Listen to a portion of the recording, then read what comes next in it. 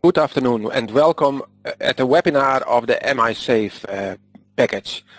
I'm Minder de Vries, the coordinator of the FAST project, and I'm going to talk you to introduce you to the package and give you a quick overview of the rest of the program of this next 2 hours. The other experts of FAST are online and waiting for the chance to share information with you. Again, welcome to this webinar, and let's go. The structure is the following. I will give you a short introduction. Then we will discuss the science behind the MI-Safe package for 45 minutes. Then we will take a first round of questions, and we will then discuss the value of MI-Safe. And then we will conclude this 2 hours with a second round of questions of 20 minutes. And of course, on your own panel, on the right hand side of your screen, you will see a questions panel, and in this questions panel you can type your questions, and we will online try to answer these questions, but also we will record all your questions. In fact, we will record this whole webinar, and in a week from now the webinar will be produced online, including these PowerPoints, and you will be notified by this because we know about your email addresses. So, short introduction to this MI-Safe package. To start, of course, we are developing a resource to implement nature-based flood defenses. And the rationale behind that is that these nature-based flood defenses are becoming recognized as a very sustainable and cost-effective strategy in this 21st century of increasing sea levels and climate change. We have been noticing that a verifiable demonstration of benefits has been lacking until now of nature-based flood defenses, that professionals need trusted and practical tools that can deliver for them quantitative information on key flood hazard parameters. And the FAST project, by setting up this MI-Safe product package, is trying to deliver at least some of those parameters. For the FAST project, we have defined a number of objectives that we adhere to in the period of this project, which is running from 2014 to 2017. We want to develop a Copernicus downstream service by developing open source products based on Sentinel data. And we want to gain from these Earth observation data from the Sentinels spatial information on foreshore and floodplain characteristics, such as information on the morphology, on the sediment characteristics, and on the vegetation properties. And for this, we built a product called MI-Safe that is supported by a number of services and SLAs. The MI-Safe package uses open source and open data concepts as basis, meaning that we try to share what we have developed, and we make available the data that we have been gathering.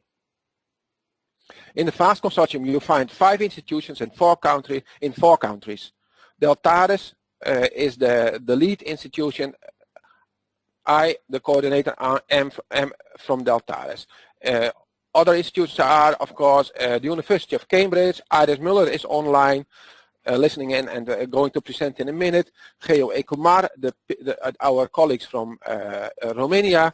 The NIOZ, the Royal Netherlands Institute for Sea Research. Daphne van der Wal is listening in and will continue presenting in a minute. And the University of Cadiz. Dr. Gloria Peralta is also listening in and will present her part in a minute. The FAST project itself is organized in the following structure. The management coordination done by us, by the TARIS.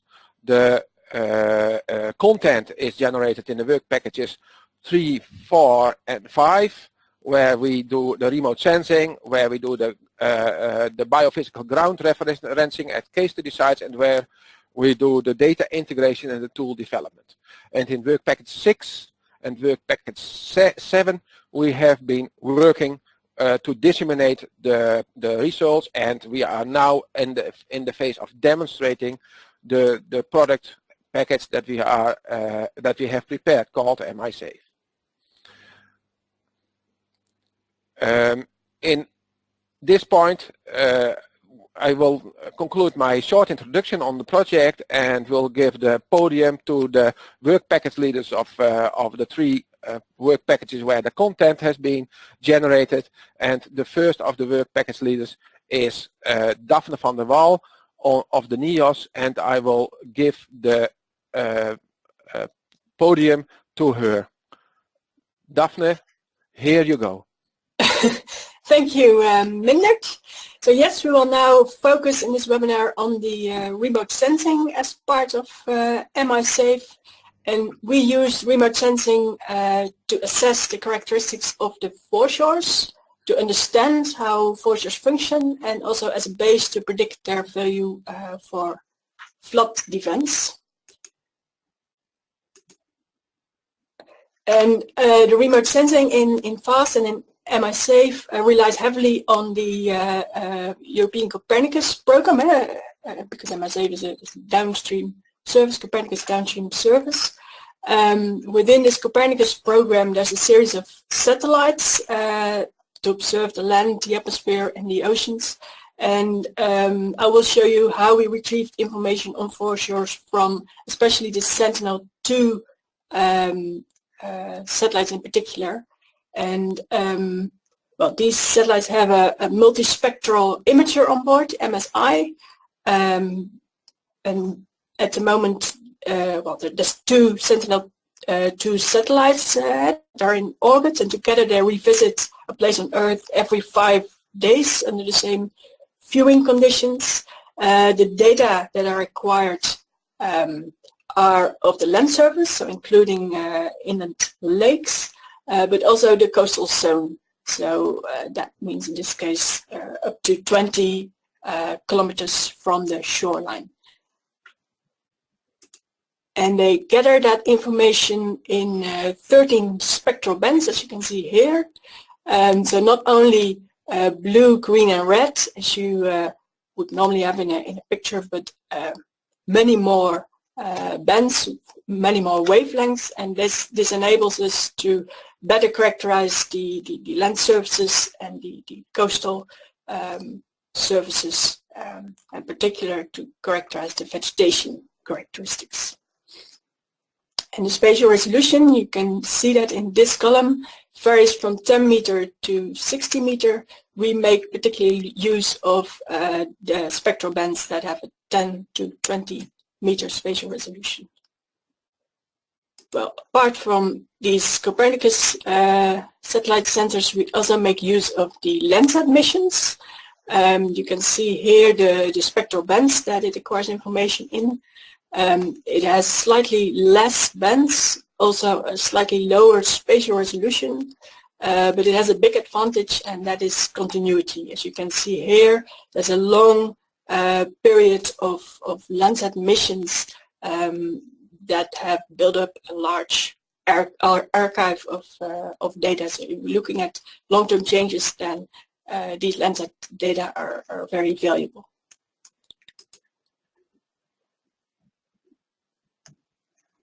Well, for FAST and for the MISafe viewer, we make the distinction in geospatial data products between global products available for the whole world and local data products, which can also be available for the whole world, but we focus here on the 8 pilot sites. And Mindert already showed you this map of our 8 pilot sites in the UK, in the Netherlands, Westerschelde Estuary, Romania, the Danube Delta, and in Cadiz Bay in Spain. And this is an overview of the geospatial data that we collected and developed. You see they're distinguished here between water level and waves, elevation, and vegetation. There's data that were already available. There's also data that we developed within FAST based on these Landsat and Sentinel-2 satellites. So I will go through them one by one and show you results of that. So first, water levels and waves. I will not go into detail here. This will come back in the presentation by case. So we'll be short on this, but that includes, for example, available existing data on extreme sea level predictions. For elevation, there is SRTM data, so shuttle radar topography mission data for the entire world, complemented by ASTER data, very coarse, but available worldwide, and then combined with oceanographic data, bathymetric charts. Well, as I said, quite coarse, but it's also very detailed information, for example, from laser altimetry, combined with, for example, single beam data or multi-beam data for the subtidal parts. This is an example from the Netherlands where such data is available, but you could imagine that that is not available for many places on Earth. And that's where comes in, because within the MI-SAFE package there's a product called Global Intertidal Elevation that is developed. It's based on global data of a large time span of Landsat data and also the Copernicus Sentinel-2 data, and it's developed in Google Earth Engine. So using a whole stack of data in a procedure that is outlined here. I'm not going into detail here, but this is basically the broad scheme that is used after pre-processing, correcting for clouds, for example. For each of these images, a water index is calculated, and that is based on information on the shortwave, infrared, and green. That is then used as a whole stack of images to calculate an average per pixel.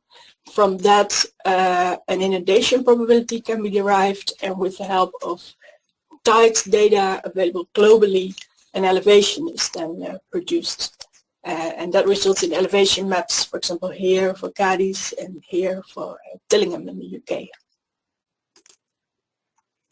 That was also validated by ground data as collected in FAST, GGPS data at the pilot sites for Spain, the Netherlands, and the UK, and also on a quite larger scale, drone data, structure from motion data, and laser altimetry. And you can see how that relates to the elevation as derived from the satellite. Well, in addition, it is tested for 2 sites in the US, and again tested against laser altimetry data in this case.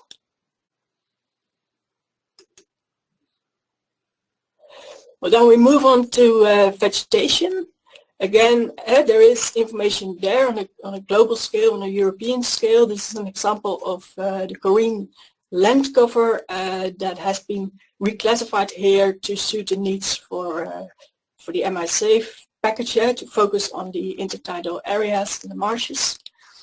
But again, it's quite coarse. So for a more detailed view, also available locally on sort of vegetation, absence, and presence. This product was developed again in the Google Earth Engine based on Sentinel-2 data, in this case, of the coastline of the world. And here a stack is used of NDVI, so vegetation index, which relates to biomass of vegetation, also a little bit of health and type of vegetation. Well, that whole stack of all these data is averaged, and then with some processing, for example, taking into account seasonal variation, a vegetation presence absence map is made, as you can see here, for example, for the Westerschelde. But of course, vegetation is not static. It can change in time. And this is where the global vegetation change map comes in. It looks at vegetation gain and loss, looking at the Lancet archive and comparing the presence of vegetation in the 80s against presence today.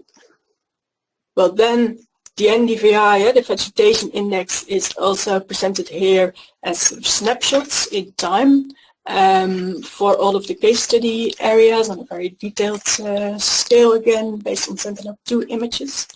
You see here an example from Cadiz Bay and from the Romanian side in the Danube Delta. They only are taken sort of 1 day apart, but you can see already big differences in the NDVI, much greener in the reeds of the Danube Delta than in the Spartina stands in Cadiz Bay. You can also see the blue, and these are negative NDVI vegetation values, whereas the greens here represent the marshes. Well, again, we have that in time here. So here is seasonal development, which is also validated by in situ measurements. And then finally, we used and retrieved information on the leaf area index of the marsh, so the one-sided green leaf area per unit ground surface area, again from Sentinel-2 images, and what you can see an example here again for the Romanian side for 2 snapshots in time. And you can see what it looks like here in the field. And with this image from a field site, I will hand you over to the next speaker, which is Iris Miller. Hey, thank you, Daphne. Very clear. Iris, I'm going to give you the podium now, the floor. Thank you, Mindert, and thank you, Daphne. So it's clear from the presentation we've just had that there is then a step required whereby we link the remotely sensed information to more detailed information on the ground. And that is really required because ultimately we sit within the context of our main aims and objectives, which are to calibrate the Earth observation algorithms at our field sites, but also obviously to see whether they are more generally applicable around the world, and of course to calibrate ultimately our estimates of wave reduction over these intertidal foreshores, so that they can be fed into general rules and predictive models, which are then available through the MISAFE package. So we are now here at the bottom here. You've already seen this image in the presentation just now, where we're looking at our field measurements and the different sorts of things that we measured throughout this project. Now we had 3 key questions here really. The first one is what coastal wetland attributes actually affect water levels and waves, and we wanted to capture all of those. Secondly, what aspects of the coastal wetland give us a clue about its stability. Clearly we're interested in that wetland remaining in place for a considerable period of time so that we can rely on it as a coastal defence. And do those aspects relate to what we can see from the air or from space, and in what way do they relate to those measurements? And we've heard about those measurements already. So to answer these questions, we need to measure a whole range of things, and at the bottom of this slide here you can see a little diagram here that basically explains the difficulty of doing that. Clearly when the tide is out, those wetlands are generally exposed, or when there is low flow in river mouths or estuaries. When there is high flow or the tide is in, which happens rather frequently in some locations, then it's very difficult to get to these environments. So measuring directly is always a challenge, which is why remote sensing is such an attractive possibility. I've also tried to indicate here that one of the main things we need to characterize is the type of surface here, and that clearly consists of vegetation, and it consists of certain roughness elements like the type of sediment, the presence of topographic features like channels or depressions and so on, and how they interact with the water currents that are generated by tidal flow and waves, so that we can then look at the pressure on the high ground, the dike or the seawall that lies landwards of all this. So we know that those attributes that we're interested in vary by location, and they vary over time. You've already been introduced to these 8 case study sites. I'm just going to put a few photographs here so that you get a mental picture of what they look like. So we have 2 sites in the UK, Donnanook on the Lincolnshire coast and Tyneham on the Outer Thames Estuary on the Dengie Peninsula. Then we have a couple of sites in the Netherlands on the Schelde Estuary, one that's northward facing and one southward facing. We have a couple of marshes in the Bay of Cadiz, and we have these very seasonally changing reed beds in Romania, and I think you can see from those pictures there how much they change across the seasons. We measured 5 key aspects of the wetland surface, and the first one here is the incoming and reflected radiation.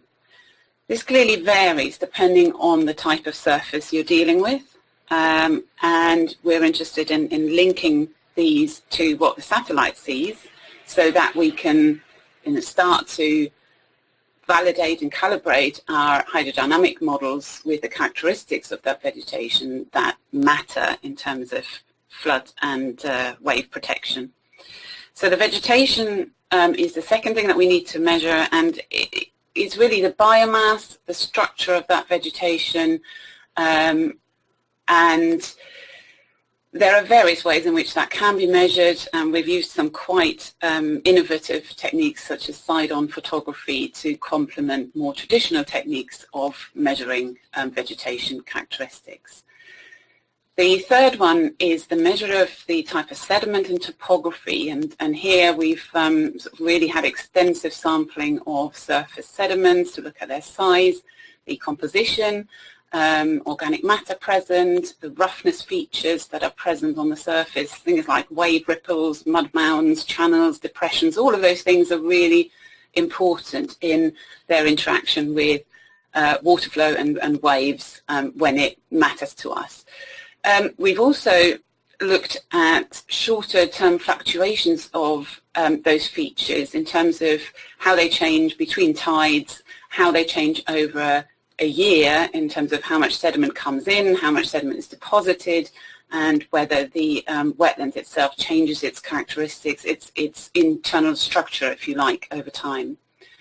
And then lastly, of course, the 2 key measures here are measurements of water depth and measurements of waves, which we must have if we want to make sure that our tool gives us accurate predictions in terms of the protection that these wetlands provide to flood risk related processes. So I'm going to take you through these measurements in a little bit more detail here, just to make this a little bit clearer. When you go out to these kinds of environments, I've already mentioned that it's extremely challenging to get there. Clearly you can't often get there by boat, it's simply too shallow, and the inundation depth, the depth to which the water covers these surfaces is highly unpredictable, often mediated by meteorological effects, wind directions, atmospheric pressure and so on. And access on foot is also extremely challenging, largely because then you are dealing with water that is too deep. Or mud that is too deep. And so we've had to be a little bit flexible in terms of how we measured, and what you can see on these 2 sites here is a series of sort of blue dots, which are our wave measurement stations, which are aligned in a direction that's vaguely shore normal, a compromise between shore normality and the predominant wind direction at most of the sites. And then we have measurements that are these dots around them that refer to either measurements of sediment characteristics or vegetation characteristics. And the site on the right there is the reed bed site in Romania, which is virtually impenetrable. So the reeds were samples from the edge and then from the landward and the seaward edge largely. So the first thing we did is to approach these measurements with a view to validating our remotely sensed imagery, and for that we need spectrometers, which are devices that you can carry out into the field, and they record the reflected radiation from the ground and the incoming radiation to the ground. And we had 3 instruments which we had at the different institutes, and they had to be cross-calibrated, and this is really, really important to make sure that the scientific information we get out of this is high quality. So we deployed our instruments over a series of known surfaces. And there's an example here of clover, grass and concrete shown with wavelengths on the horizontal axis, and then the reflectance values on the vertical axis.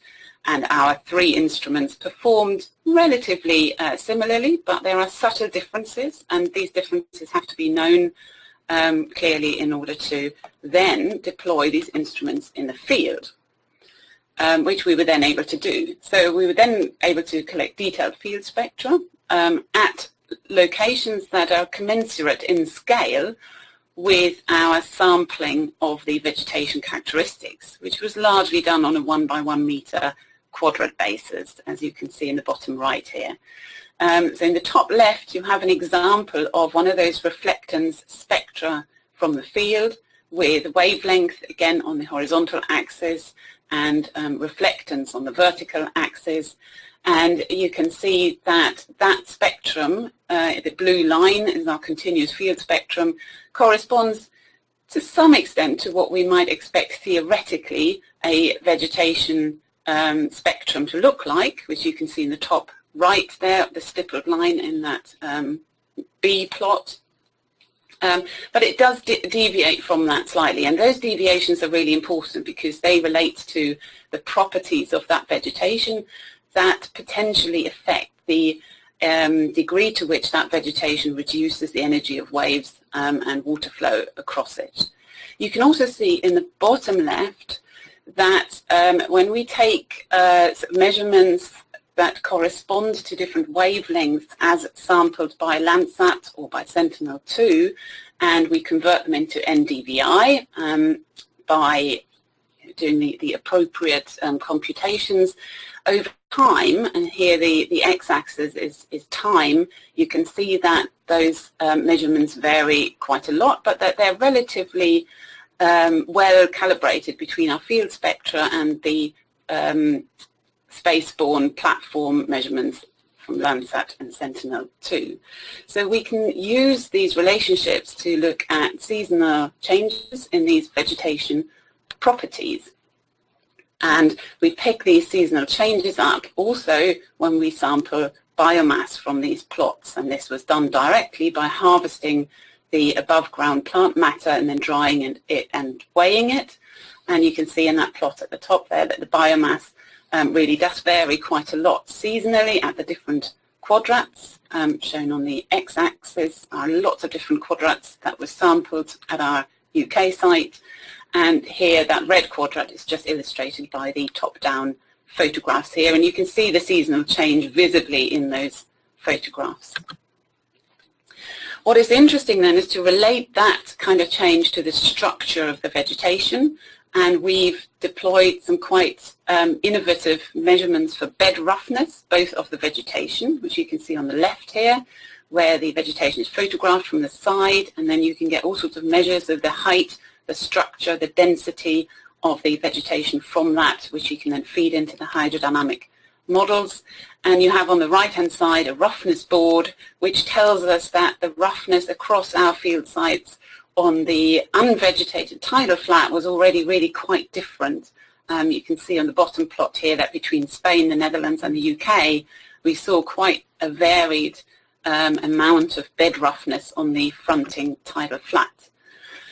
And we can scale this up, of course, if we have high-precision unmanned aerial vehicles, or drones, which we have also used within the FAST project.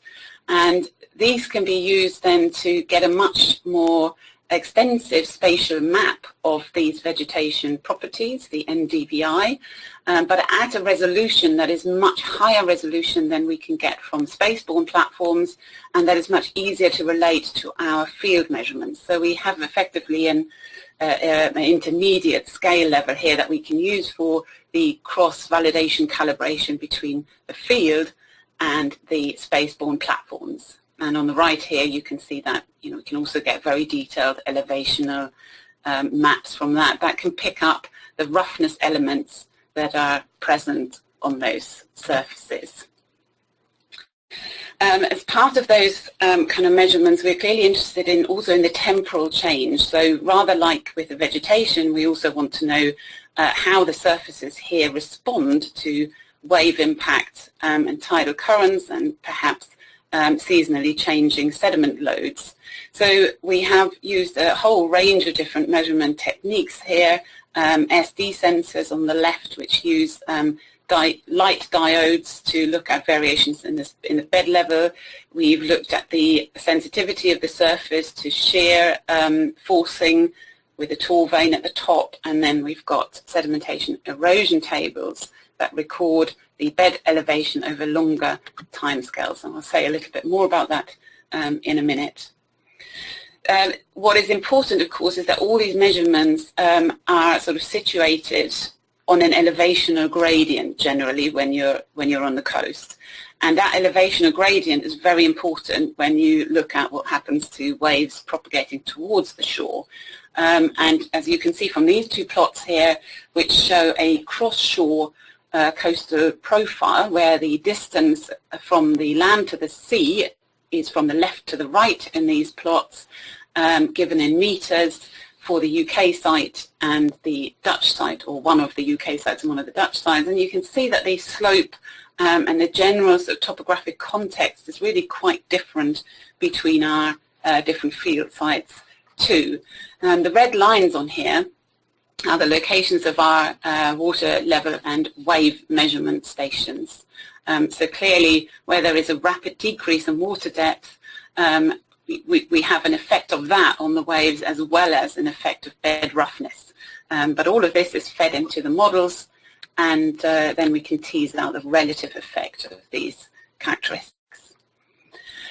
In terms of the long-term stability of these surfaces, it's clearly important that we gain an understanding of that, because ultimately, if the wetland does not survive processes of sea level rise or changing sediment dynamics, then it won't do us a sea defence service. It won't provide a sea defence or flood protection service.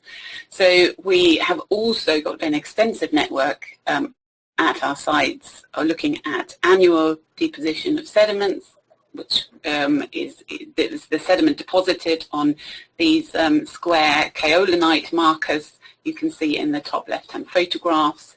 And then we are comparing that to a measure of the surface elevation of the wetlands with respect to a very deep consolidated sediment base. And as you can see in the bottom diagram there, that elevation change clearly varies between our sites here, and is both a function of the deposition on the surface of sediment, but also the degree to which that sediment compacts over time and the decomposition rate of below ground root matter. We can start to look at how that relates to spatially explicit discrimination of wetland margin types too. So we have developed a classification mechanism to look at whether the marshes are cliffed, are ramped, or have shore normal ridge and runnel systems which aid the delivery of that sediment, or the erosion indeed of the marsh edge or the tidal wetland edge, to give us a better understanding of the longer term dynamic of behaviour of those environments. So last but not least, and most importantly, clearly we need to know water depths and waves over those sites, and we're fortunate that we can use high-tech methods now to get self-triggered wave records which are timed to coincide with the tide coming in, which is obviously always slightly different from the predicted tidal times given meteorological forcing and so on. And you can see in the bottom left-hand graph that we have a lot of data, data for very different conditions, a huge range of different water depths over our wetlands, and a great range of different wave heights over those wetlands. And all of that data is used to calibrate and validate the hydrodynamic models that then feed into the MI-SAFE package. It's instructive here, although we're validating the models with that data, really it's instructive just to have a quick look at the empirical evidence that this shows us. And you can see here that, clearly in the areas of our transects where there's no vegetation, there is very little change in the wave heights. And this is signified here in these brown boxes. So the wave heights over that section change hardly at all.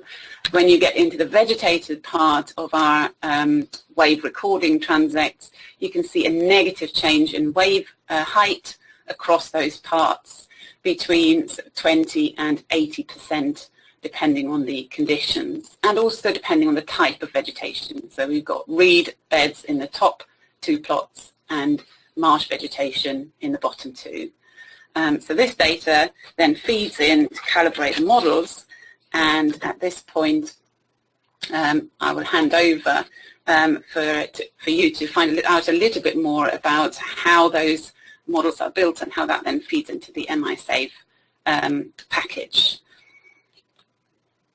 Thank you, Aris Muller, for this clear explanation on the fieldwork done. Now, moving to the modeling of flood hazard parameters that are relevant for the engineers. I give the floor to Kees Nederhoff of Deltares, who is, and Joan Sala Calero, who is as a duo waiting to present in the next 50 minutes on the modeling and the data integration that is the basis of the online MI-SAFE product package. Here you go, Kees. Thank you very much, Mindert, and thank you very much, Iris and Daphne, for a very thorough introduction in remote sensing and the fieldwork. I'm going to focus a little bit more on the engineering aspects of vegetated foreshores, and specifically related to the wave attenuation. So what I'm going to talk about is first of all the inputs of what you actually need in a numerical model. That means bathymetry and intertidal bathymetry and topography. Focus a little bit more on where we can get the waves and water levels, and focus on the vegetation presence and type. After that, I will switch gears a little bit and talk more in detail about the numerical model of how we can actually solve wave attenuations on vegetated foreshores. And then secondly, you can also focus more on the overtopping. And the goal that is set in FAST is kind of ambitious, because we're trying to do this not on one specific location, but we're trying to do this globally on every location in the world. So that means that we need bathymetry data for every location in the world. This graph is an example of the combination between GEPCO and SRTM, which are both fairly known data sets for both deep water bathymetry and topography. However, a problem that engineers often encounter with is that these data sets don't really connect very well. So this so-called intertidal bathymetry is fairly absent, relatively unknown. So that therefore we had derived a second data set, a so-called intertidal bathymetry map, which describes in fairly high detail really this connection between the more deeper parts of the foreshore and actually the topography. I think Daphne already talked a little bit of how this data set is created, so I will not spend too much time on it, but I think it's a nice example of how global data sets like the Sentinel data in Google Earth Engine can be combined with hydrodynamics values of the highest and the lowest astronomical tide. After you've constructed the bathymetry and the topography, you would like to assess what the effect of vegetation is on your foreshore. So therefore you need to know where the vegetation is and what kind of type you can use. This is an example of a worldwide vegetation type map. There are more detailed maps available. For example, in Europe we use a higher quality data set, but in principle you would just like to know what kind of vegetation do you have, and you need a data source for that. And this is a example that we used for the vegetation type globally. And after you derive the vegetation type of the presence and the type, you would like to know a little bit more about the water levels and the waves. And since the 80s there are data sets, meteorological data sets of pressure and wind speeds, which makes it possible to derive storm surge levels around the globe with a certain return period. And the upper panel is a good example of that. It's created with the global tide and surge model developed by Deltares. And the lower panel is a typical example of the area interim wave database or reanalysis data set, showing the same plot and showing the significant wave height with a return period of 100 years. And these kind of data points can be then used for every transect in the world to assess what vegetation can do to mitigate or to reduce the wave attack during extreme conditions. That was so far a little bit more about the inputs that we can use. Now I would like to focus a little bit more on the numerical model we're gonna apply. XBeach is, well, originally it was a morphodynamic model used to model dune erosion and overwash. However, nowadays we also have implemented the so-called vegetation module, which makes it possible to reproduce the effects of the impact of vegetation on the incident short waves, on the infragravity waves, and on the wave setup. And we have done that by schematizing vegetation as a certain height, a certain diameter, a certain density, and a certain drag coefficient. Of course, that's a big simplification if you compare to the field work that Iris, for example, did. But in a numerical model sense, you need to schematize in order to simulate it a little bit. However, we do allow for vertical distribution of vegetation, which is needed if you would like to model mangroves, and also for horizontal distribution. And how that then looks like is something like this. You have the upper panel that shows the incident wave heights in the so-called non-hydrostatic model where you don't see any vegetation. And in the lower panel you see the same wave basically coming in, but then there's some vegetation presence. And as you can see already quite clearly visually, the vegetation has a quite significant effect on the wave heights, and this we can talk about wave attenuation. How are we actually solving this? It's the following. So like I said, the non-hydrostatic mode results really the incident wave shape, and we take vegetation into account by including a so-called drag force in the momentum equations. For the people that are fond on equations, the momentum equations as you know them in 1D, and basically this F that you can see here is an extra force that you can put in the momentum equations, which is related to the vegetation and which can be integrated over the height. And since XBeach is a depth average model, we always need to integrate over the entire depth. This is one implementation in the so-called non-hydrostatic mode. You can also use a slightly computational, more efficient mode, which is the so-called surf beat mode. Again, you see the situation without vegetation in the upper panel and the situation with vegetation in the lower panel. The difference here is that we have the so-called infragravity waves within the light blue colors, which are the long waves, and in the darker blue colors you see the short waves. And the difference are that if you're standing at the beach, you will see the short waves, and the long waves are actually which is dominant in the swash motion. The implementation then requires the difference, so vegetation has both an effect on the short waves and on the infragravity waves. For the short waves, we use a fairly simplistic dissipation formula, which is proportional to the wave height and to the sediment properties and the wave number. And for the infragravity waves, we use again this momentum equation that you saw again, and then you both an effect on vegetation on the infragravity waves in the mean flow, and using an effect on for the nonlinearity of the waves. This is more like a summary because this can maybe be slightly fast for people. If you would like to read more about it, there are 2 papers out there, both from my colleague Van Rooyen, both in 2015 and in 2016, which summarizes these equations and how it's implemented in the numerical code. Then the step towards what we actually did in MySafe. What we did is we have pre-computed XBeach simulations for a number of situations.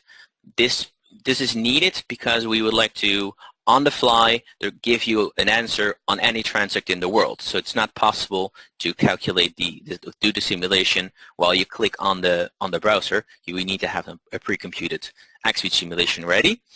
And what we then do for a range of conditions of wave heights, steepnesses, water levels, vegetation types, and coastal slopes, we find out for a transect in which category this transect falls, and then present the results of this pre-computed XBeach simulation.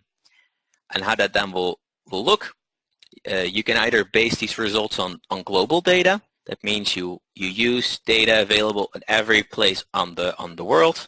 This is the so-called educational version. Mindert will talk more about that a little bit later.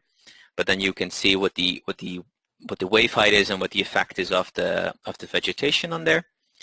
And it's also possible to do a little bit more sophisticated method in that sense. If you have local data, and you would like to use that local data specifically, or you have your bathymetry, or you have the vegetation presence, you can calculate it in much more detail. That is the so-called expert version. And this is what you see an example of right now. I think with that, you have an overview of the input data and of the model that were actually used. And now my colleague is going to talk a little bit more about the system architecture and more about the back end of the process. Thank you, Kees. Johan, you can. I will give you the floor. The audience, you can still ask questions using the questions panel. We will try to answer them in the questions session that is coming up after the presentation of Johan. Johan, I give you the floor now. Thank you, Minder. Thank you, Kees. I'm going to be presenting a little bit the work we've done on work packet 5. I'm going to talk about how we use the data in the platform, what does the system architecture look like, and what components are there. And let's go.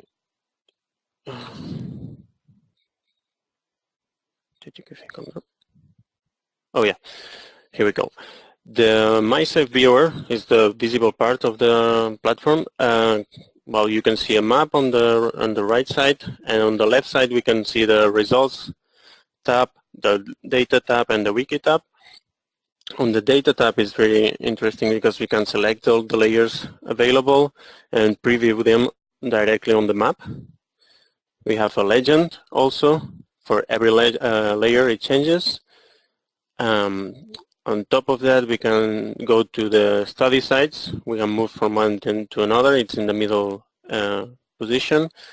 And we have 2 navigation controls, the zoom and the location bar. On the down of the screen, there you can see the issues form, where you can contact us with any question you have, and the community links.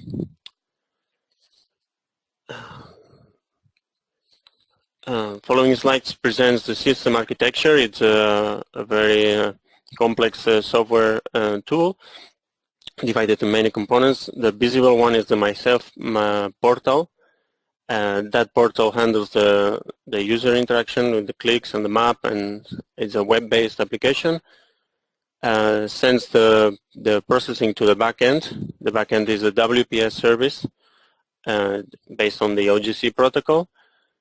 And we have also in the logic and the model tier, we have the XBeach running the model. Behind that, there is the data layers that are stored in a GeoServer. It's an open source component that implements the OGC protocols needed for the website.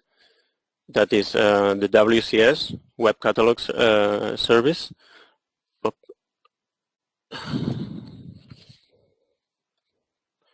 The WMS that handles the map previews to the web portal, and and the CSW that we use for the cataloging.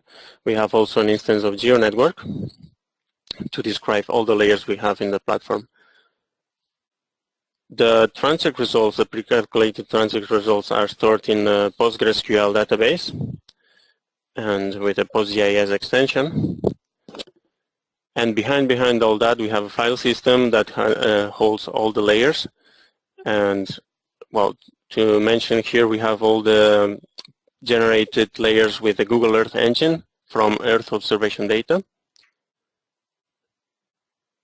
Here we go. If we take a look at the workflow or the algorithm, when a user clicks on the interface, the first step is to obtain a 2-kilometer transect perpendicular to the coastline. We have an OpenStreetMap coastlines dataset that is an open source dataset. Once we have that, we are going to extract all the data for this specific transect. We first need to look at the search and waves levels from the DIVA dataset. We do that for a return period of 10 years. The next step is to merge all the elevation, bathymetry, topography, and intertidal of the transect. That is done by the WPS process. On the fourth step, we look at the vegetation data. The vegetation presence is a data set which has 0 or 1s, indicating the presence of vegetation along the transect, and the vegetation type.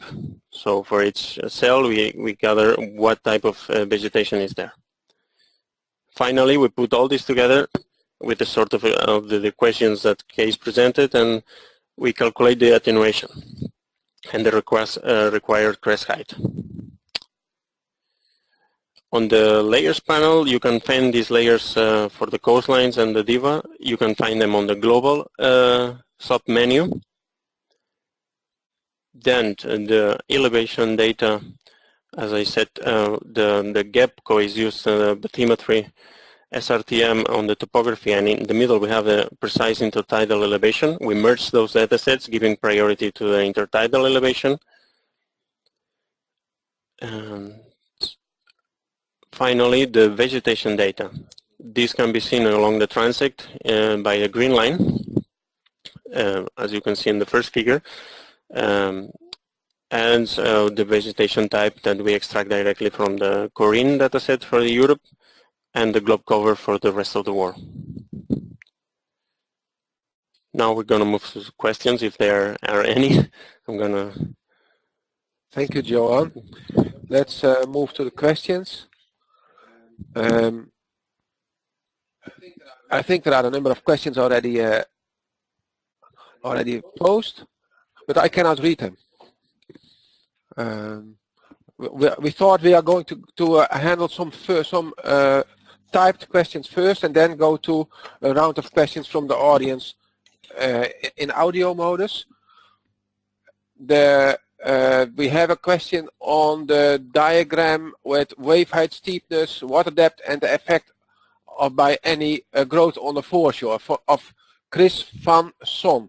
I guess it's a Dutch name, but you never know. I will post that. I will put that question to Case.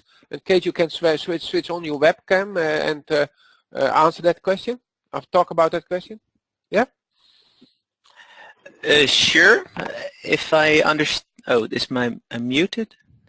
Yeah? Okay. Okay. If I understand the question correctly, Chris, you're wondering if we are simulating any wave growth on the foreshore itself? And the simple answer is actually no. What we're doing, we're using a return period of 1 in 10 years, or you can basically do whatever, but in the web interface we 1 in every 10 years, and we have a matching significant wave height and matching storm surge level. And that storm surge level is imposed at deep water conditions, so say minus 20 meters, and then propagated towards the shore. So there's after that no growth of the wave anymore happening, which is indeed an uncertainty or a thing that can be improved. However, based on our experiences, we see that the wave growth on, well, those relatively minor course shore distances are fairly limited. I'm not sure if this answers your question, but can anyone give answer? So that's the first question that we had. I think we can say that's answered, or? I think you can go on, I think, with the next question. Oh. Hello, can you hear me? Is this Chris? This is Chris, yeah. Oh, Chris, go, we can hear you. Yeah. Oh, you are far away. Yeah, because I had my microphone muted, but now you can hear me very clearly now, I hope. Yeah, And, yeah, I can hear you very clear, yes. I can. Kees can hear you too. Kees, All right. you can also Okay. switch on your webcam, Kees. Then he can see. Chris can see you. I will switch. I will mute again. Chris, you can talk to Kees. I see Case now. I don't know if he sees me, but I can see Case. Hi, Case. Hi, Chris. I cannot see you, but that's okay. I don't know how to switch on my. How do I do this now? Anyway, Case. I was curious. I mean, you're talking about wave height, wavelength, and everything, and water depth. And the water depth has influences on the wave height. The wind has influences on the wave height. You are reducing wave height and length by having some growth on the foreshore. What's the? Well, then I'm not going to details. For instance, where the water is no more than 10 meters, there's a lot of, organic, or how do I say, tornado forces of wind. And then what is happening? I mean, these waves are being pushed forward by the wind. Yeah, so the general idea is that we have these two data sets, both the global tide and surge model and the area interim data sets, where larger scale meteorological patterns are resolved and their impacts on wave heights and their impacts on storm surge levels. And we then impose them relatively close towards the shore and then propagate them towards the shore itself and looking at what the attenuation of the vegetation is. You're talking more in detail about what exactly happens to that specific wave on the foreshore, matching the certain wind conditions, and there is indeed a effect, but if you look at the larger scale patterns and looking at a proxy of the wave height, you in general see that the deep water conditions are mainly driven by the meteorological effects that you're seeing, and what's happening in the foreshore, that's much more driven by like swatch processes and wave breaking and that kind of things. And those are things are taking into account. All right. Okay. Well, if you are talking about big areas, then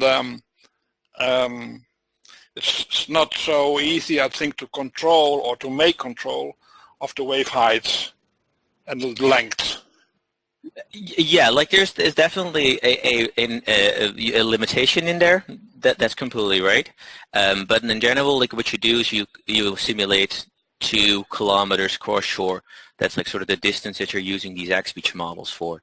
Oh. So you don't model large scale patterns because those are resolved in these larger scale wave and storm surge level models. Mm-hmm. So there's not a dynamic coupling in that, and that's something that you can definitely take into account. If you have the time and you would like to spend more time to really simulate it accurately, you can. But we were trying to give an answer basically everywhere in the world, and you can improve that answer if you have more time. Yeah, of course, I understand that. Okay. Well, thank you very much for this answer for now. Thank you. You're welcome. Thank you. This is Minute again. Kees is still listening. Shall we go to the next few questions that we have? I see Uwe Dordenbusch with a question. Uwe, I think that's also one for Kees. Kees, can you start? Uwe, your phone is open. We can hear you. Uwe? Okay, Kees, you can you shortly answer that question? The question is, I'm not sure if everybody can see it, the question is if the 10-year return period, 2 questions, why not 200? And the 1 in 100 return period, can that be combination with water level and wave? Which did you use? I think it's just an arbitrary chosen 1 in 10 years. In principle, there's no reason why to use a 1 in 10 instead of a 1 in 100. Of course, if you're talking about return periods, you should have a matching return period. Otherwise, you're taking things not completely accurately. So I would not recommend to use a 1 in 10 wave height in combination with a 1 in 100 year storm surge level, but that's more related to what does the return period and even mean. The data set of Pluim et al. Is containing 10, 100 and 1000 years of the storm surge levels. So we do not have the 200 years available in our data sets. Yeah? Okay, we move to the next question. The next question is from Adriana Camino on the floodplain and river bathymetry issue. Why is it not included in the MI-SAFE? Shall I answer that? We have been focusing, Adriana, we have been focusing on the coast, and we are confident that if we have bathymetry of floodplains and information of vegetation there, we can apply the system to that areas. But to limit to keep within our original scope, we were focusing primarily on coastal areas. We have okay, not. Thank you. Yeah? Okay, Adriana. Yes, I'm hearing you. Thank you. Okay, did you hear my answer? Yes, I did. Yeah, my question would be more since this is an open source, I was thinking maybe if we can make use of the package that you are presenting and maybe adapt it to our own purposes. For our case would be the floodplains and the river surveying.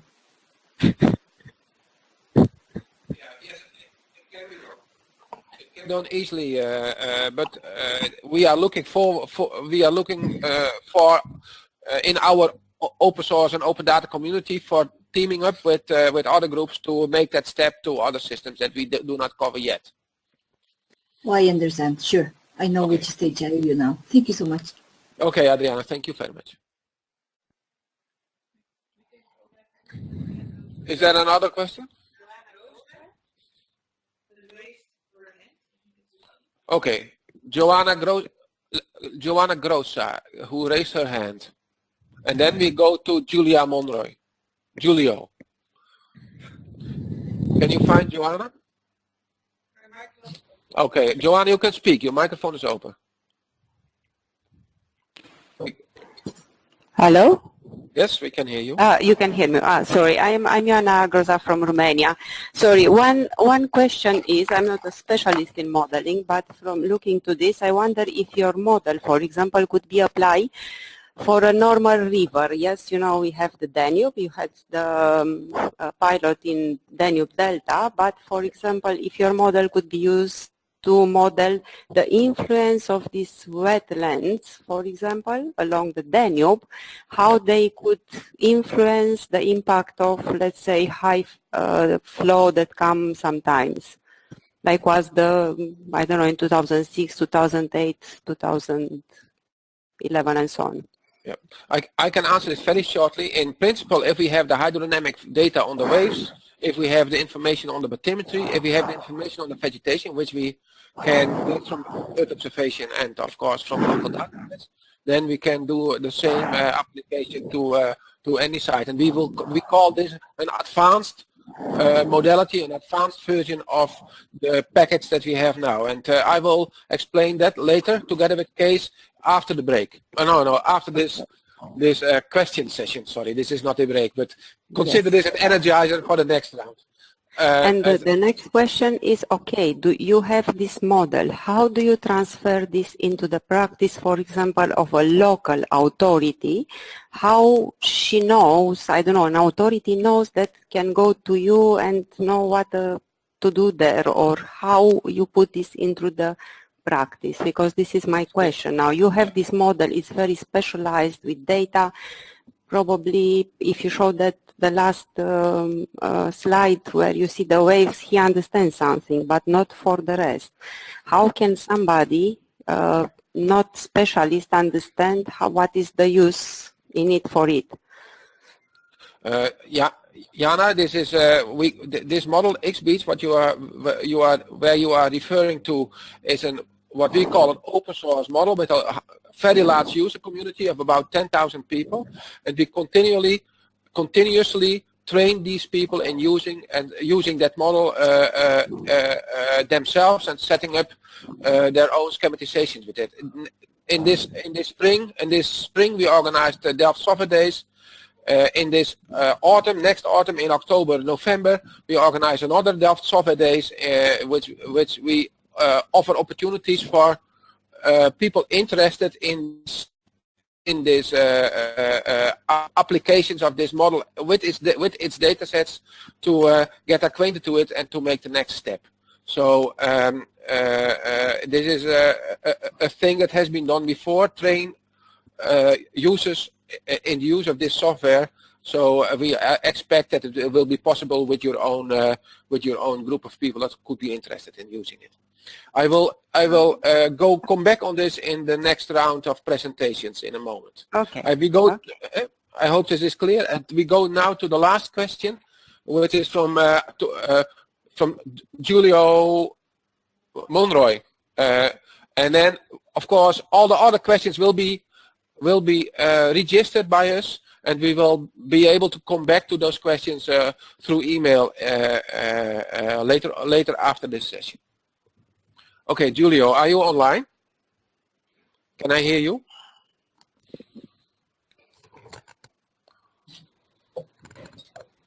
I hear something, Julio, but I do not know if it's you.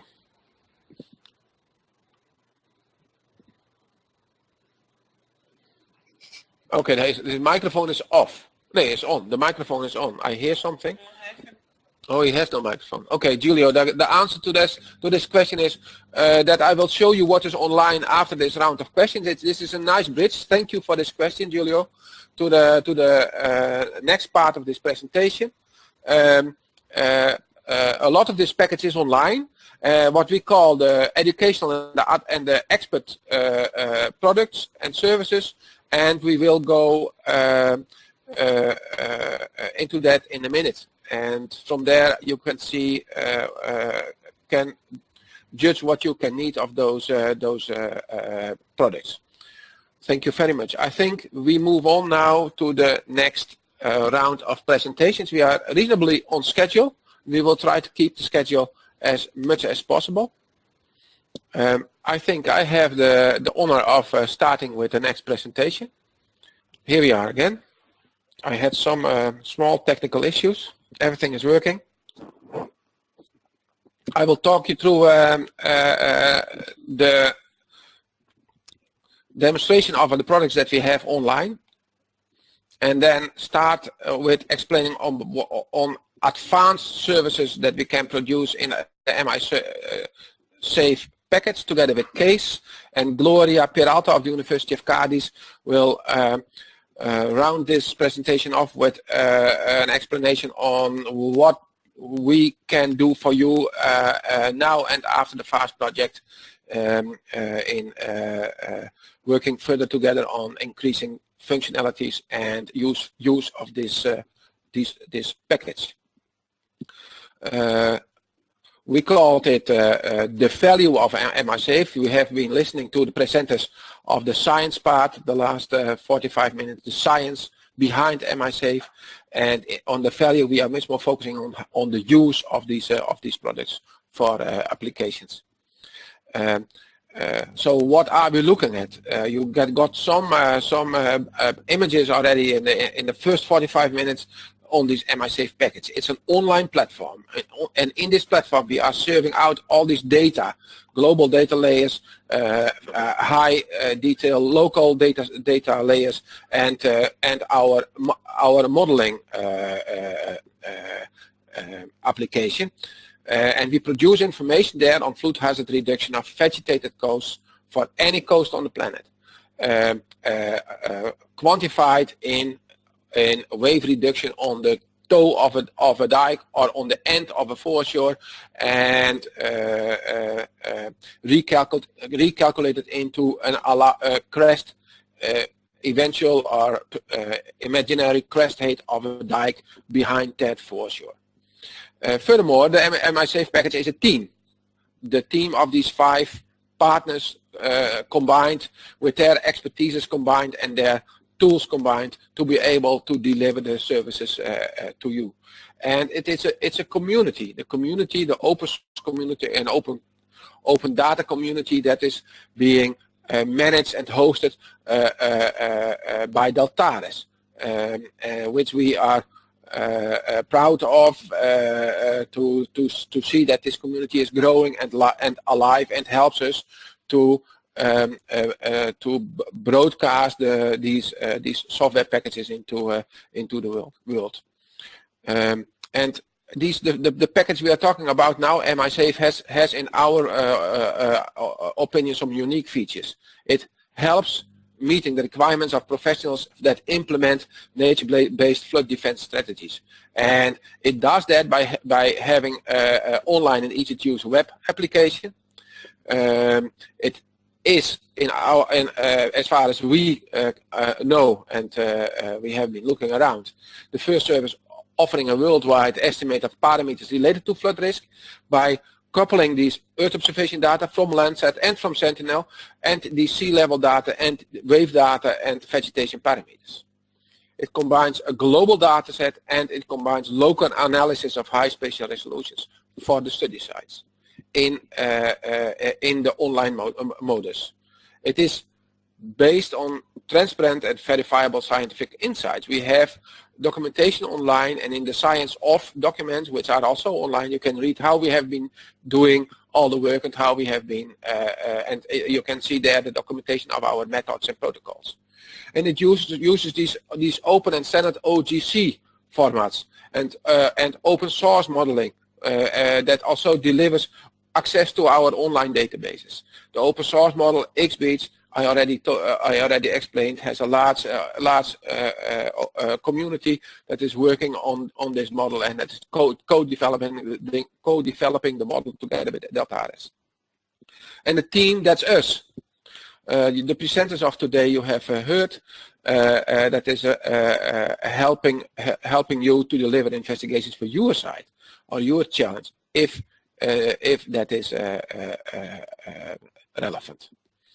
And the community is there to actively interact with us to further the development of the products and the services. We are linked to these open data and open source communities. Here you see on this screen an example of the XBeach open source community. All this information is available from the Deltares website. We have something called the Open Earth community. You see the red dot, the green square, and the blue triangle, which is a community.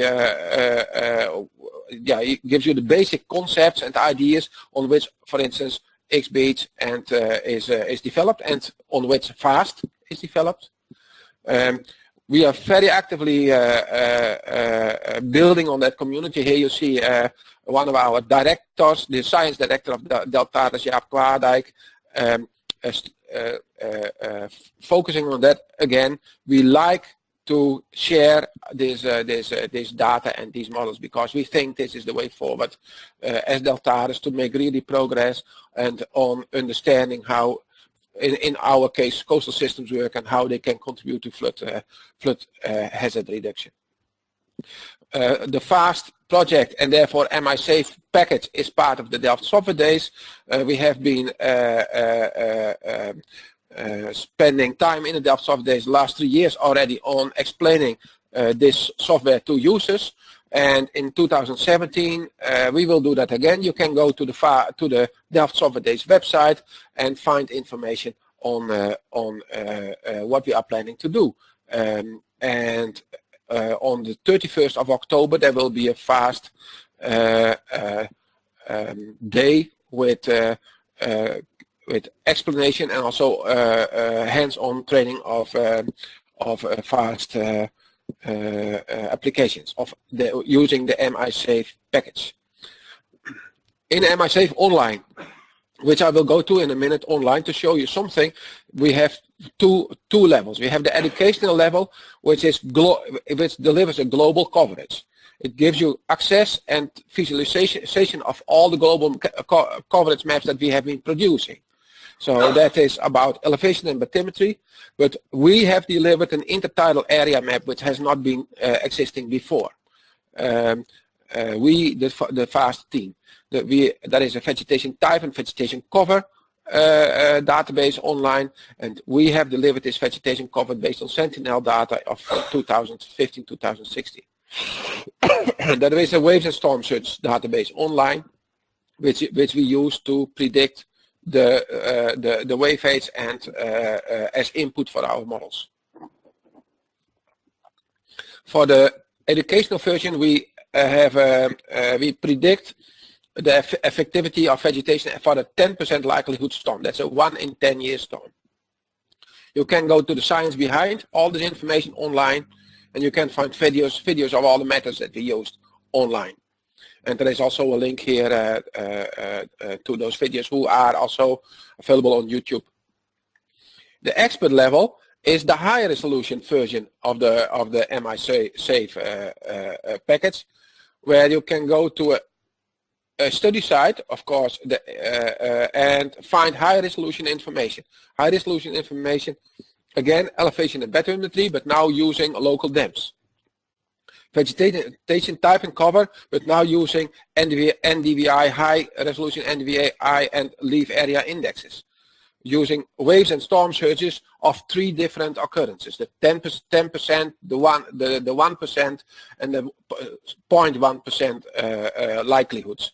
And we have calibrated the XBeach model on these study sites on the basis of the field data that were collected to make the model really predict in a trustworthy way the expected reduction of waves over the foreshores with vegetation. All in all, this expert level gives you a much higher resolution and much higher quality of predictions compared to the global educational level modality. The viewer is consisting of different subparts. I will go through it very fast. The number 1 depicts, of course, the map layer. The number 2, the mapping layer. The number 2 depicts all the data folders, the map folders that you can switch on and switch off again. Number 3 gives you the overview of the study sites that we have been focusing on for the high resolution expert modality. Number 4 gives you a search bar where you can select any site on the world which has a coast to go to move to and zoom into and do some calculations there. Number 5 is the zoom in and zoom out button of the map. 6 gives you access to the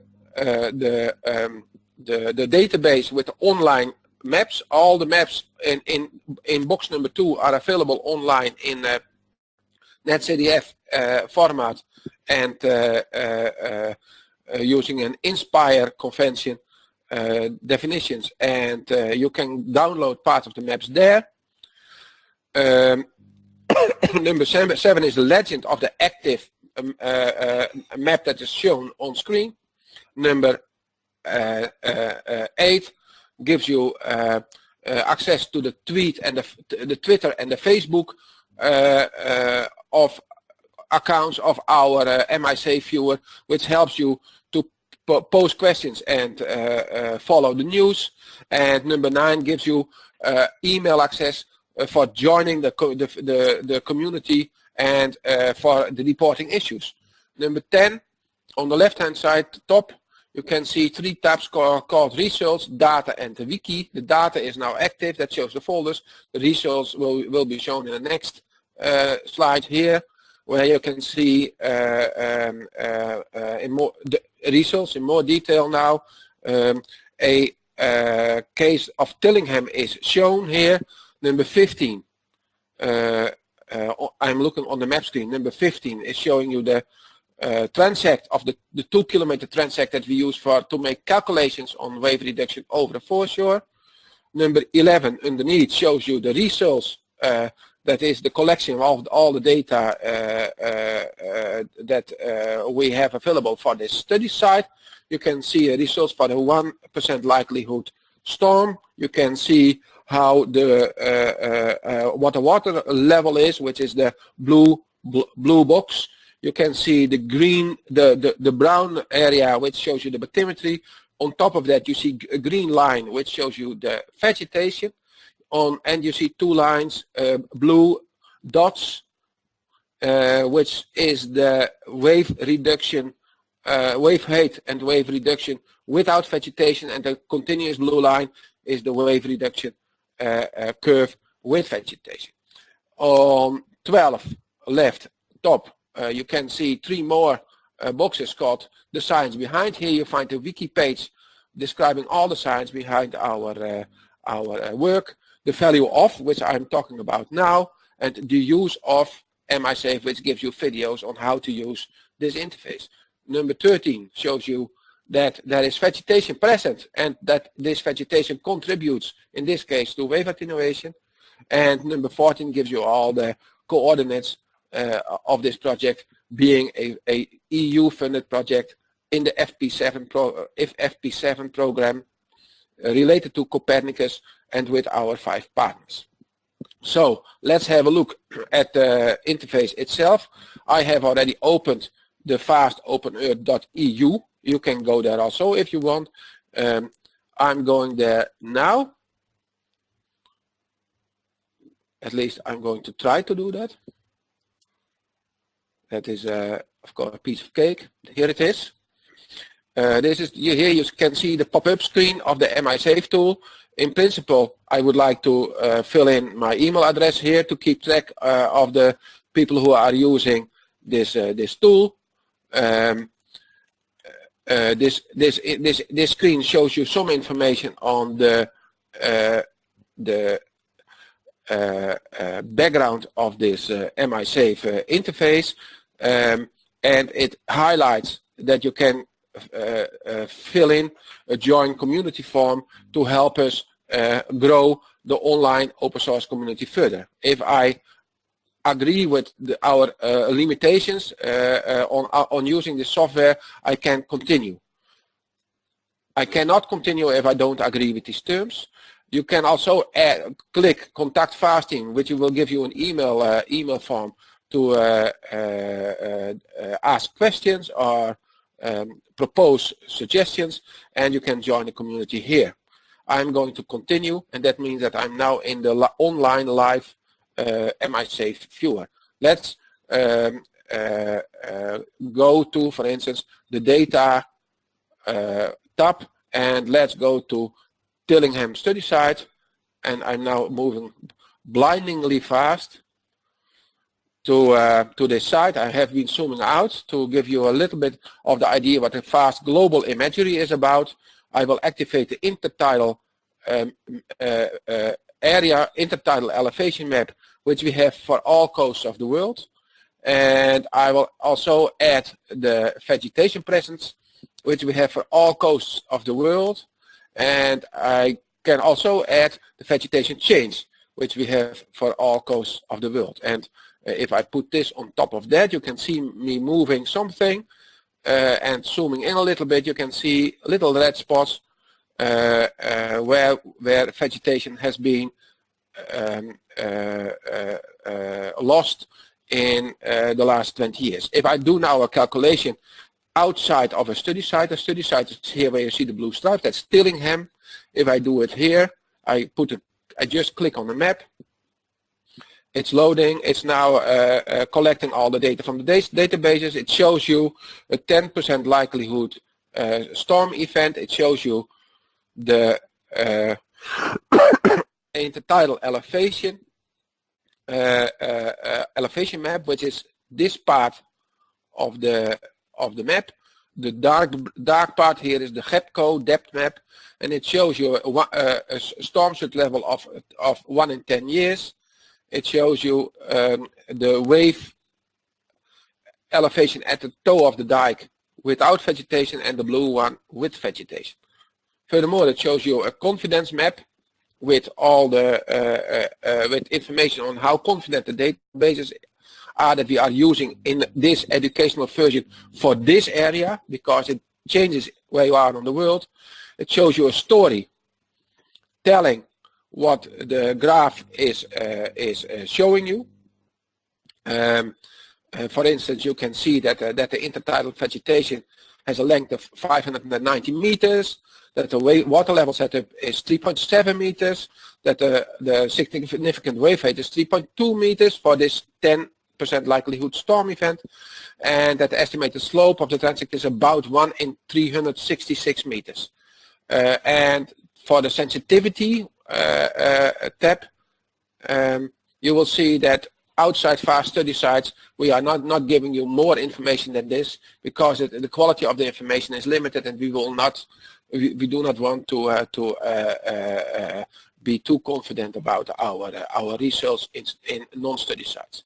So if I go underneath here, for instance, you can see the vegetation map being activated here with a hyperlink, and if you follow this hyperlink, you go to the website where you can find these databases described in much more detail, and you can download parts of these databases. Let me zoom out a little bit again, and I go back now. This is the last part of my presentation. We'll go back to the study site Tillingham. I will go to the data tab again, switch this off. Now it's the dull picture, and if we are lucky, I have to make my screen a little bit smaller. I'm sorry about that. I will now blow it up. And I do that by Ctrl plus and Ctrl minus. That's a trick to show everything on the screen. You can see what kind of data we have available for a specific study site. So here you see the information of the digital terrain model. It will come up in a moment. It's now being downloaded. Here it is. And you can see the leaf area index and the NDVI information coming from the Sentinel data sets. So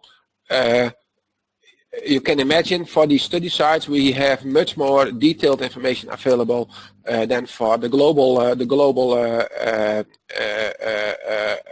coast of the world. I'm now giving you showing you a model result of Tillingham, and beneath that you can see of course now the NDVI map and the dam. I could have been switching on the vegetation, but I didn't do that.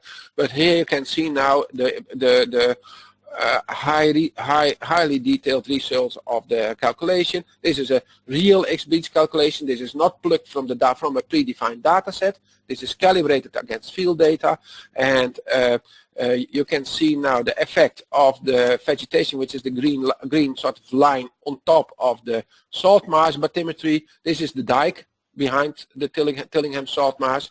You can see the wave reduction without vegetation and the wave reduction with vegetation, which is depending on the type of the vegetation. In this case, Spartina salt marsh. If it would have been on a mangrove coast, this line would have been steeper, depending of course on the amount of mangrove vegetation in front of a dike. In the confidence you will see a lot more green colors, but where we have, because we have much higher quality information available, you will see again the context showing you the story of the behind the calculation of the 1% likelihood storm, and in the sensitivity now you will see for 3 likelihoods, 1 in 100 years, 1 in 10 years, 1 in 1,000 years, the impact of the vegetation density on a required sea defense crest height, and underneath you can see the storm surge data, wave data that we use to derive this information. Everything that you can see here is explained in the science behind wiki, where a lot of detail can be found. At this moment I'm going to conclude the presentation of the MIC web viewer, and I will go back to the PowerPoint presentation where we were a moment ago, and that was here. So we have been, I have been showing around very quickly, and we move forward now to the advanced level of services beyond what is online available. I will talk you through the first 5 sheets, and then Kees will take over for the modeling part. In the advanced service, we aim for producing tailor-made solutions for users in a interactive fashion. What you can see here is a number of examples of that kind of tailor-made solutions, which Kees will explain in a moment. What we state that the tool, the products and the services that we can deliver allow us to implement advanced services for any location that is possible. For that we need, of course, the bathymetry and the elevation that we can get from the Earth observation or from a dam. We need vegetation information which we can get from Earth observation. We need information on the hydrodynamic forcing, which we can get from local data sources or our regional models. We need ground truthing to improve the quality of the outputs, and we need to do more detailed modeling to move from a sort of a rapid assessment of what could be the effect of vegetative foreshores to storm surge, to flood hazard reduction, to more a design and evaluation type of interaction with users. And you as a user can add more functionalities by linking to other tools. Everything is open source, what I have been showing you, and that means that we are available to share our knowledge to you by training you to help you make a next step, or even we can make that next step for you if that is required. And for an example, this is an advanced analysis in time. You have of the NDVI and intertidal elevation for a certain area. This means that we have now been extracting bins of data instead of adding them up to one picture, which has been is made available online in the educational version. Here you can see the temporal resolution, which is very important for understanding the coastal processes. That can be done in an advanced modality. We can classify masses to you for any site now, giving that intertidal elevation and the NDVI information on the vegetation densities and vegetation types that are there.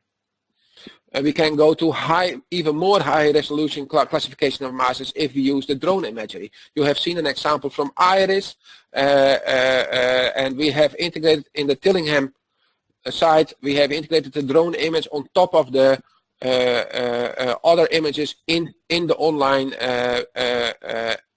MISafe package, where you can see how that fits on top of the Earth observation and the dams that were also available. And the need for field investigations is obvious. To link biophysical characteristics of in situ to the Earth observation, we need to do these field investigations to improve the quality of the assessments. We have been discussing with you in the first hour the science behind. Here you see some examples of all the science that has been done. Part of this science, part of this work needs to be done for a specific site to get quality information and to do the model calibrations to give you good quality assessments of flood hazard reductions of foreshores. And now I'm moving to Kees to show you what can be done if you apply advanced modeling instead of these pre-calculated sets of data or a data on a 2-kilometer transect, as was shown for the study sites a moment ago. Kees, I'm going to hand over the keyboard to you. There you go. And I'm going to close my... I have some problems getting...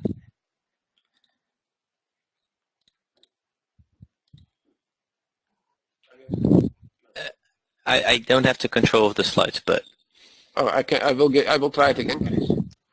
Moment. How can I? Now you have the control.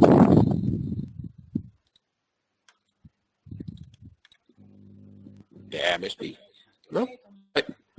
Okay, Kees, if I click, you can just click for me, Minder. I think that Minder gave a good overview of the transition that you have. At the one hand, My Save Education, where you in your browser can look at every transect in the world to rapidly assess what the vegetation can do for wave attenuation. And more advanced, if you can use the combination of Earth observation and field work, you can in detail assess a specific case. And in general, an engineering question would be, what is eventually the effect on the inundation? Like you live here behind your little levee, what is the probability of flooding, and can I actually maybe implement some vegetation to reduce the amount of inundations you're going to have? This is a specific case study on Tillingham in the United Kingdom, where one of the case study sites of FAST. The reason that we use this one is that we have this combination of both field data and detailed Earth observation data, and this combination is really important to get high quality assessments or high quality model results, because you can actually validate what you're trying to simulate. To give a quick introduction, Minard already saw it. It's a really extensive marsh, which you can see over here, and you have a little levee over here. And well, behind here, there's not a really big economic area, so maybe in economic sense, it's not the most pressing issue. But I think it's interesting to look at the effect of the vegetation of the salt marsh on the wave attenuation and eventually overtopping and the inundation. I think this shows the combination of basically the science behind MySafe, of the science in FAST, explained by Daphne and by Iris. It's a combination between fieldwork at the one hand in combination with Earth observation data at the other hand. Because of course it's really time consumptions to really assess what kind of vegetation you have. You can do that of course at every single plant. However, if you combine the left image with satellite data, you are able to, of the entire marsh, of the entire area, assess what the vegetation is. And then this color difference is, by the way, the leaf area index. So the greener it is, the more vegetation you have. And you see a clear difference between the summer bed and the winter bed at the right side. In this animation, you see a typical XBeach simulation. In this case, we don't limit ourselves to a transect, but we're actually simulating in 2D. You see the waves propagating from deeper water, and then eventually hitting the marsh, which you see in the green. And this higher area over here is the levee. And the simulation maybe takes slightly too long. If I extend it, you see eventually the entire salt marsh is submerged, and a substantial amount of inundation or overtopping occurs. What of course is interesting, if you run this simulation with and without vegetation in trying to quantify what the effect of the vegetation is on the overtopping and therefore the inundation. And that's actually the second part you're going to see. Again, you see Tillingham, but at the left side you see the situation without vegetation, and then at the right side you see the situation with vegetation. And you start to see like some water starts overtopping, but no real severe inundation occurs, but later in a simulation it does. You see these color differences represent what the water depth is behind the levee. And you see quite clearly that the color intensities at the right side in the situation without this vegetation are much more intense, meaning there's much more water overtop the levee and much more inundation is occurring.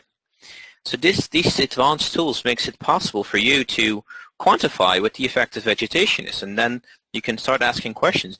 Would you like to raise your levee height, or would you maybe implement some vegetation that can reduce the amount of overtopping and therefore the amount of inundation that can occur? Some conclusions of the advanced part of MySafe is the first one is related to the intertidal regions, which is in engineering terms often a problematic area because you don't have that much data there. And I think that FAST made a really beautiful data set publicly available for these intertidal areas, which is available on the web if you look for it. Secondly, the time series of the big data is really promising and now feasible using these Google Earth Engine and other facilities to actually use the satellite data. And related to the satellite data, Sentinel is therefore really a useful one for more specific and high-quality data, but the downside is that it's not up for so long in that sense, so therefore you're stuck to older data sets if you would like to do some more data analysis for a long-term time series. And then within FAST, we derived specific algorithms to link what you actually see in the field with what you can actually observe, or what you actually can observe from a satellite, and then combine that what you in a numerical model to have a flood hazard assessment. And I think that the large applicability is to focus on more local situations that you can first assess with your MySafe educational version, and then actually make a local situation and focus on what the potentials are of vegetation over there.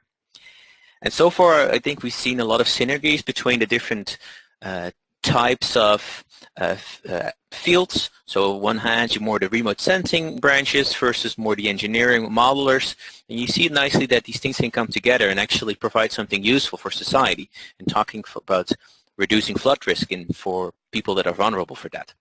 And I think that this is actually just one of the first steps in that sense, that we can do much more. And I think it's really important to emphasize that the involvement of the entire community is really important in that, and we can make the next step in that. I think that this is the part of Gloria. Thank you, Kees. Thank you, Kees, for this explanation. I heard from the audience. I was reading that the website is not online on the external server. We encounter at this moment something we call the firewall problem. I'm not an IT specialist. We are working on that.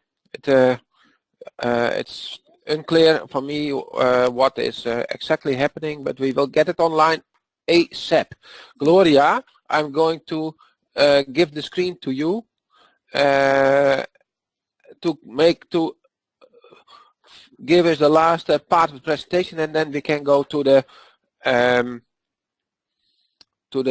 question rounds. Okay, Gloria. Thank There you go. very much. Yeah, I think I have it now. Okay, so I'm gonna be the last speaker of today before the last questions. Before the second round of questions, and I'm gonna speak a little bit about what is gonna happen with MySafe services after the FAST project, because after a few interviews after many interviews we have with our end users, all of them ask if this is related to a European project, what is going to happen when the project finishes. Well, the thing is that the viewer, that is the main access to all the services of the MySafe package, is already hosted in Deltares webpage. So this is the viewer is going to be all time available through Deltares software webpage. And not only the viewer, but but also our services are gonna be available. In particular, the educational and the expert level services that Minder showed how to access through the viewer will continue, of course, being free and accessible via the MySafe viewer. These levels of services are granted after acceptance of our non-commercial service level agreement.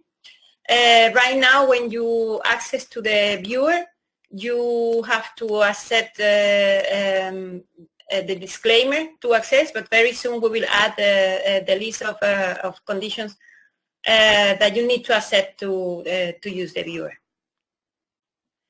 One thing we are aware is that the educational and the expert level services may get dated with time after the FAST project finish.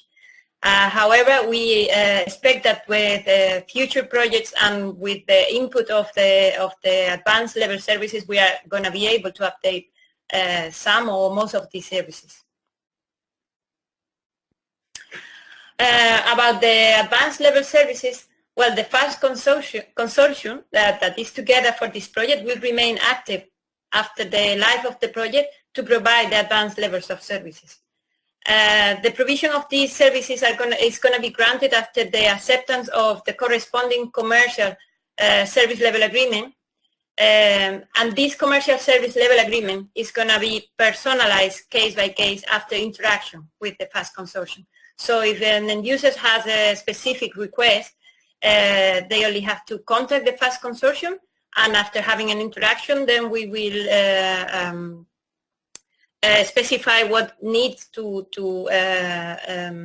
reach the request, and then we will personalize that service level agreement. How to contact with the FAST consortium? Well, during the project and for a few years after the project finished, it's very easy to contact with any member of the FAST consortium by going to our webpage and seeing the details of the team. Nevertheless, after independently of this, you can also contact the FAST consortium by using the MISAFE viewer.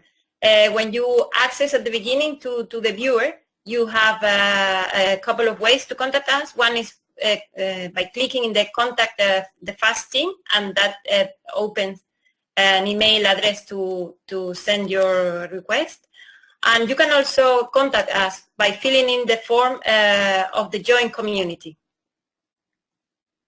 Other ways to contact us is via the social media. We have a Facebook for the FAST project and 2 Twitter accounts, one for the FAST project and another one specific for the MISAFE services. Finally, we would like to invite you to join the community in case, well, of course, for all the convenience that Minder already described, but also in case you want to be updated with other interesting webinars and any update on the MISAFE service. To join our community, you only have to click in the button on the pop-up screen and fill in your data, and then we will send you the information every time we have it. I think this is the end, and then Minder, if you want to. Thank you, Gloria. I thought this was quite a complete presentation in this way. We still have let's say 10 minutes for questions, and let's move to some of the questions that were asked online already. Katerina is there. Katerina, are you there? Yes. Okay, Katerina, I can read your question online. I think that question is something for me. I can start answering it, Katerina, and then I will ask the other scientists to join us in the discussion. The question is, what is the reliability of MISAFE in areas outside of the study areas, for example in the Mediterranean?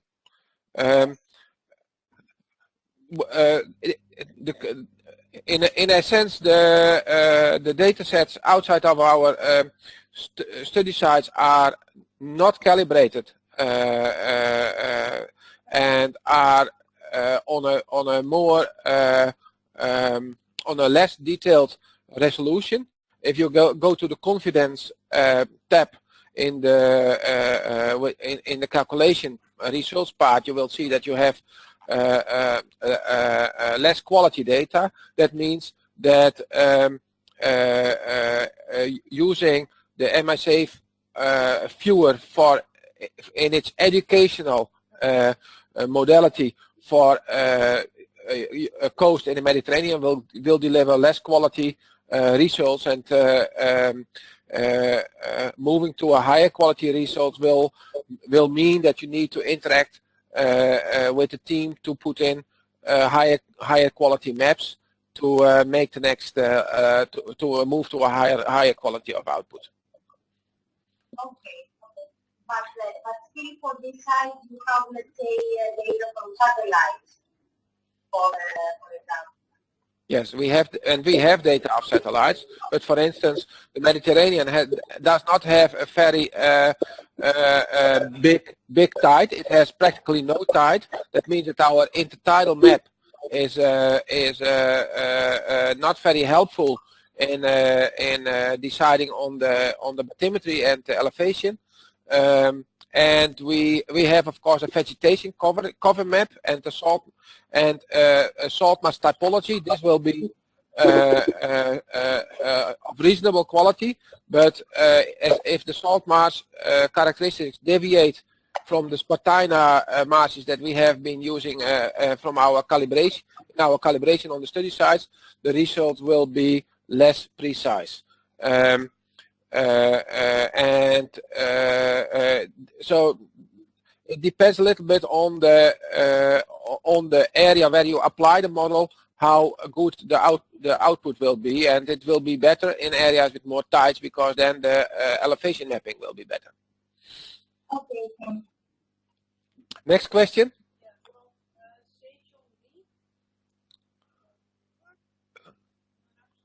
I don't see the name.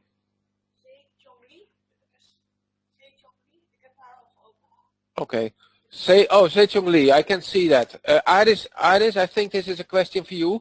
Sejong, can you hear us? Sejong asks us, it seems that all the pilot schemes are related to temperate wetlands. Is there a similar effort to do the same for tropical wetlands other than mangroves? Iris, can you join the discussion on that? Or Daphne? Yeah, I can. There is also a question from Katerina before then as well to me, but I'll answer the one from Sejong Lee first. Okay, you can switch on your webcam, Iris. Okay, I shall do that. Okay, I hope this works. So thank you, Sejong, for asking this question. It's, we had to be limited to our temperate wetlands for the project here, particularly. We are, I think, across our groups working in various other projects in tropical wetlands. But there is a lot more to be done in tropical wetlands, including mangroves. So I think, you know, one of the things to say is that with our studies here on the temperate wetlands, it will be very interesting to see how transferable some of the relationships are between the characteristics of the wetland vegetation and the effect that has on water movement across those surfaces. And we can clearly start to do that by looking at some of the existing studies that have looked at both storm surge reduction and wave reduction in tropical wetlands, and there are some of those.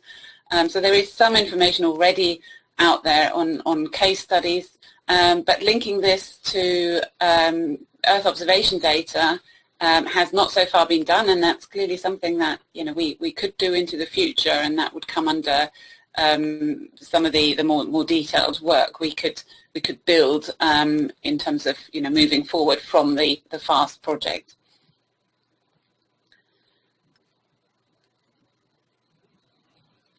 Shall I ask the question by Katerina Rippey as well?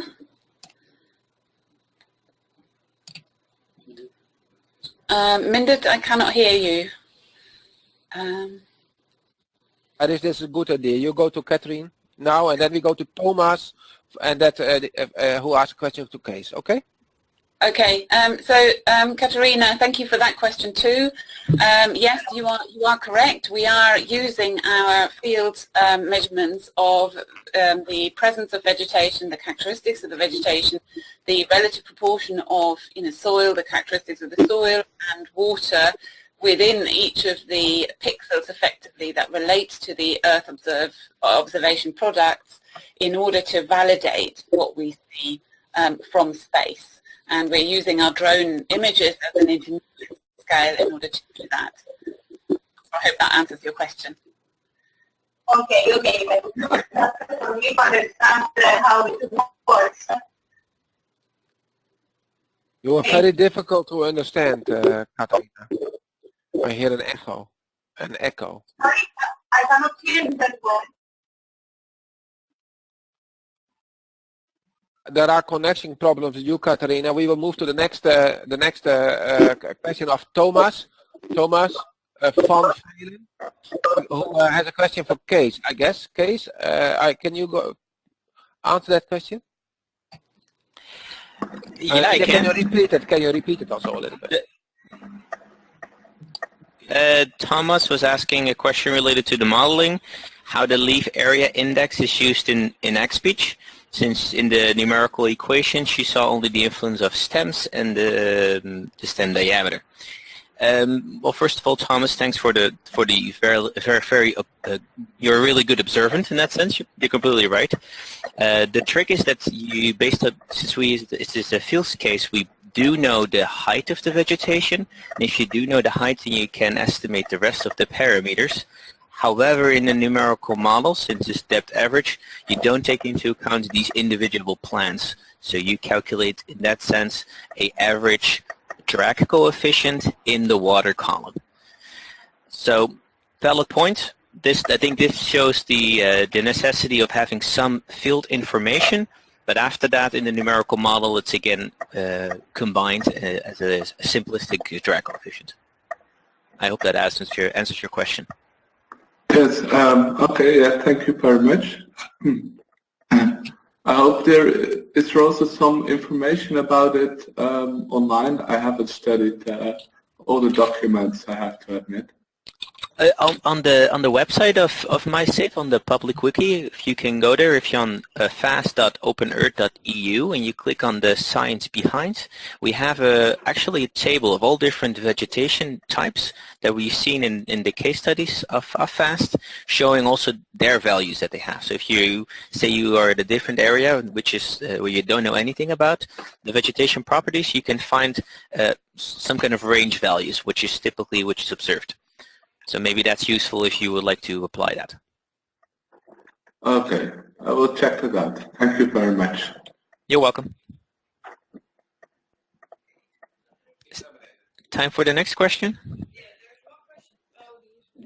Okay, we have a question from Nathan Richardson, has left. Okay, then we go to Patricio. Patricio, are you there? Case is reading the question now. It's on the effect of the vegetation on a hydrostatic and a non-hydrostatic model. Patricio? We can still answer the question, okay. Of course. A moment, Case. In the meantime, our wizards of the software and hardware department have got MySafe online. There was a problem with the firewall. Okay, Case, it's yours. Yeah, Patricio Wickler asked a question about the difference of vegetation in the so-called non-hydrostatic XBeach model and the surf-beat model. In principle, we made the model formulations as such that they reproduce both in a similar manner. I do need to say that for the surf-beat model, we needed to have an additional formulations in the momentum equation in order to make sure that these forces were correct. So if you have the computational power and the time, I would recommend that you would use the non-hydrostatic model.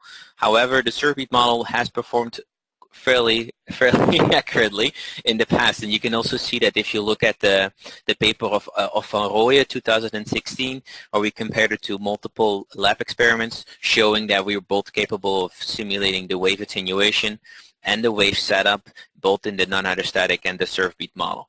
However, the surf-beat model was a little bit more challenging, and if you would like to know the details why that was challenging, I would say that look at this paper and you can see a little bit more why that actually was the case.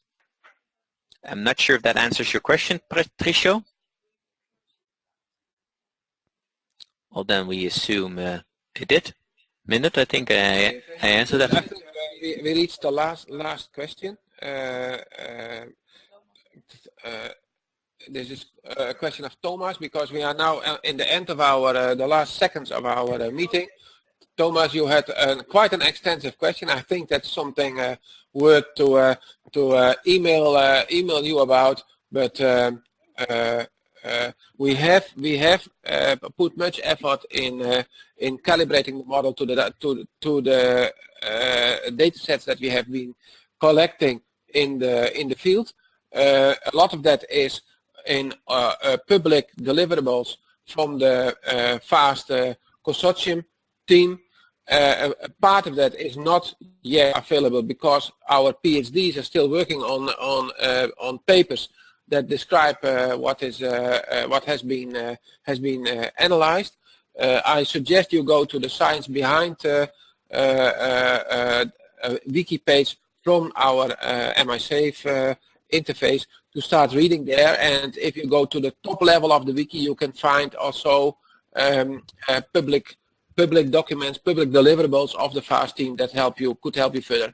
And please get in touch with us. Also, the other audience, get in touch with us after this meeting by joining the community. Leave your email addresses, and we will be happy to interact with you in the future.